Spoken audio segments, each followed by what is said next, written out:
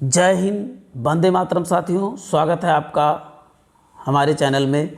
आज हम शिक्षक भर्ती परीक्षाओं के लिए शिक्षा मनोविज्ञान का एक महत्वपूर्ण टॉपिक थॉर्नडाइक का सिद्धांत, जिसे प्रयास एवं त्रुटि का सिद्धांत भी कहा जाता है, लेकर आए हैं, जो हम बहुत बेहतरीन तरीके से पढ़ेंगे। तो इस वीडियो को लास्ट तक देखिएगा। चलते हैं, आज की क्लास को स्टार्ट करते हैं। थॉर्नडाइक के बारे में थोड़ी सी जानकारी लेते हैं। थॉर्नडाइक कौन थे, क्या थे?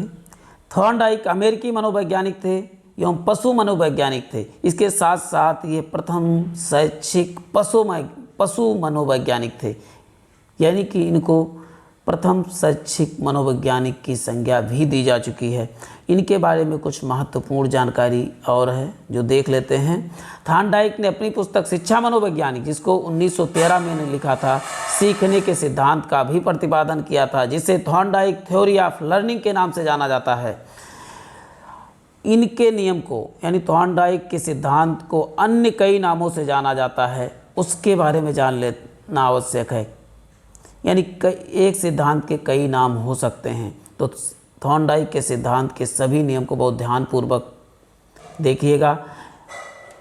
जैसे प्रयत्न एवं भूल का सिद्धांत, प्रयास एवं त्रुटि का सिद्धांत, उद्दीपन एवं अनुक्रिया का सिद्धांत, समायोजन का सिद्धांत, संबंधवाद का सिद्धांत।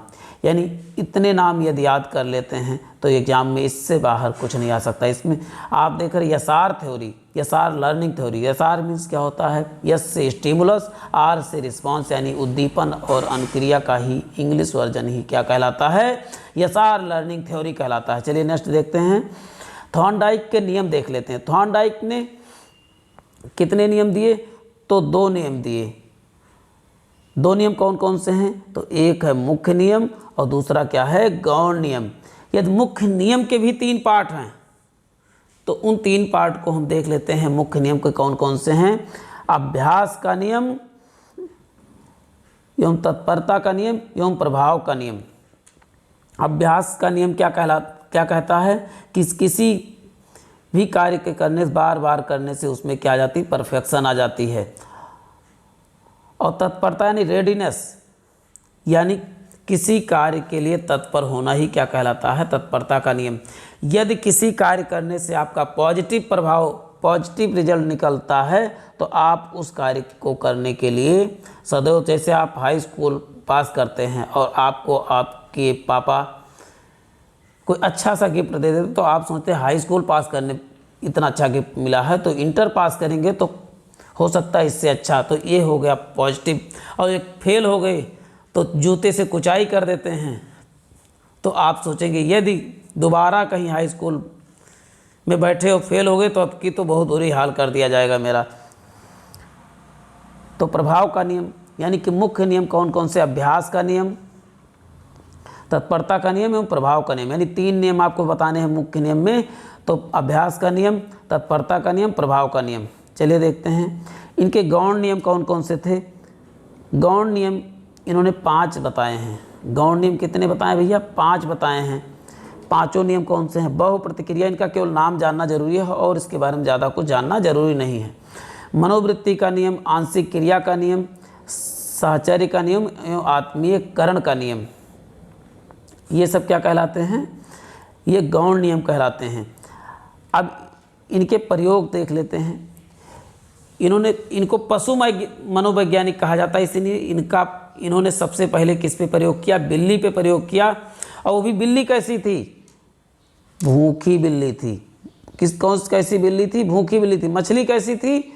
जो इन्होंने उद्दीपक के रूप में, उद्दीपन के रूप में दिया था, वो मछली कैसी थी? मृत मछली थी। और अनुक्रियाकर्ता कौन था? बिल्ली थी। लेकिन बिल्ली कैसी थी? भूखी बिल्ली थी। और उद्दीपक तथा अनुक्रियाकर्ता के बीच, उद्दीपन तथा अनुक्रियाकर्ता के बीच जो संबंध बनता है उसी को क्या कहा जाता है भैया? यसार बॉन्ड कहा जाता है। यसार बॉन्ड ये लिखा हुआ है, देखिए यसार बॉन्ड। यानी उद्दीपक तथा अनुक्रियाकर्ता के बीच जो संबंध बनता है उसे क्यों क्या कहते हैं? यसार बॉन्ड कहते हैं। चलिए अभी यसार बॉन्ड के बारे में जानते हैं। प्रयोगात्मक अध्ययन क्या है? कई बार बिल्ली पिंजड़े में अनेक क्रिया करती है, अचानक लीवर पर पंजा मारा और लक्ष्य यानी मछली को प्राप्त कर लिया, यानी उद्दीपक को प्राप्त कर, यानी कि अनुक्रिया के द्वारा उद्दीपक को प्राप्त करना ही क्या कहलाता है? अनुबंधन कहलाता है। क्या कहलाता है भैया? अनुबंधन कहलाता है। अनुक्रिया के द्वारा उद्दीपन को प्राप्त करने की क्रिया ही प्राणी सीख जाता है, उसी को क्या कहते हैं?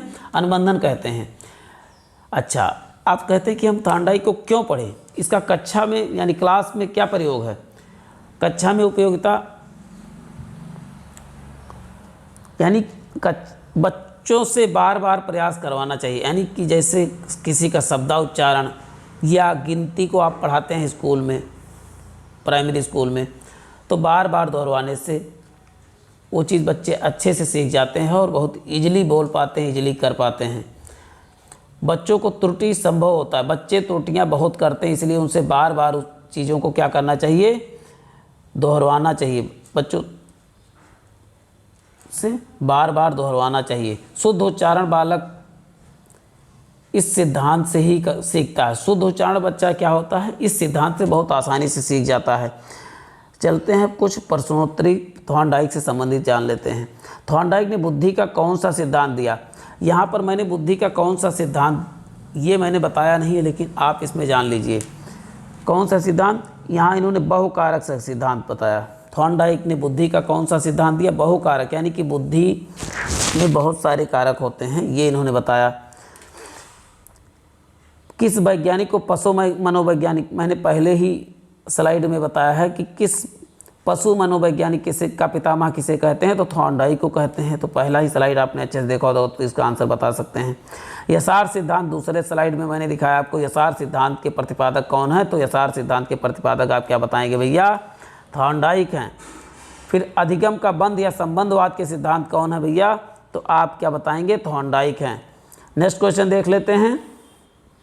थॉर्नडाइक ने सीखने के कितने गौण नियम बताए? तो सीखने के 5 गौण नियम बताए, जबकि कितने नियम बताए? तो 2 नियम बताए। कितने नियम? तो 2 बताए।